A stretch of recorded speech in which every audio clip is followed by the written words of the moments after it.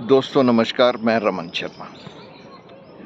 क्या आप विश्वास कर सकते हैं कि सरकार को या राजनीतिक दलों को भारत की समस्याओं के बारे में जानकारी ही नहीं है और बिना किसी जानकारी के वो वायदे करते हैं और जो सबसे बड़ी समस्या है भारत की और विकट समस्या है उसके ऊपर कोई भी काम नहीं कर रहा है, क्योंकि सब वोट बैंक के पीछे भाग रहे हैं, वो सत्ता के पीछे भाग रहे हैं। भारत की सबसे बड़ी समस्या है जनसंख्या, बढ़ती हुई जनसंख्या, जिसके लिए हमारे पास धीरे धीरे संसाधन खत्म होते जा रहे हैं। ना अनाज पूरा पड़ता है, ना पानी पूरा पड़ता है, ना सड़कें पूरी पड़ती हैं, ना सार्वजनिक यातायात पूरा पड़ता है। लेकिन इसके ऊपर कोई कानून नहीं बनाने को तैयार है, ना ही इसे रोकने के ऊपर कोई काम चल रहा है, क्योंकि सबको वोट चाहिए। उनको डर ये है, अगर 5 साल के लिए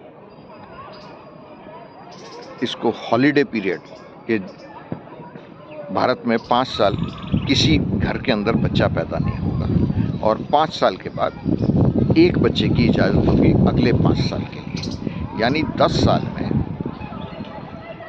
हर परिवार के अंदर ज़्यादा से ज़्यादा एक बच्चा हो। उससे भारत की तकरीबन 70% समस्याएं हल हो सकती हैं। मैं आज के संदर्भ में कह रहा हूँ, 1960 के संदर्भ में नहीं कह रहा हूँ। 1960 के दशक में या 70 के दशक में तो हमारे पास खाद भी नहीं होती थी। आज के दशक में हमारे पास जनता को देने के लिए, अगर भारत की आबादी 75 करोड़ से 100 करोड़ के बीच में हो, 75 करोड़ हो तो सबसे बेहतर है। हम विश्व के सबसे धनी देश, सबसे समृद्ध देश, सबसे खुशहाल देश बन सकते हैं, लेकिन ऐसा कोई भी नहीं चाहता। हम दो हमारे दो का नारा 1970 के दशक का है, जिसे आज भी पूरा नहीं किया जा सकता। अब चाहे वो जाति धर्म में कह लीजिए, कोई किसी भी धर्म में कहेगा तो ये गिनती होनी चाहिए। जब भी जनसंख्या की गणना होगी तब आपको पता लग जाएगा किस धर्म के व्यक्ति की कितनी आबादी, क्योंकि अब जिनको बिहार में निकाल दिया गया है मतदाता सूची से, वो भारत का नागरिक तो नहीं हो सकता। अब चुनाव आयोग को उसे या तो विदेशी साबित करना पड़ेगा या मरा हुआ साबित करना पड़ेगा, अन्यथा उसका वोट नहीं काटा जा सकता। अगर बिना किसी तथ्य के वोट काटा जा रहा है तो ये तो संविधान का उल्लंघन है।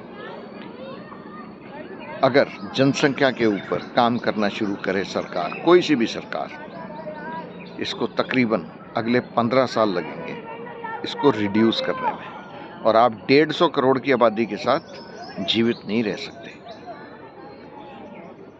जो चीन ने गलती की थी वो हमें नहीं करनी चाहिए।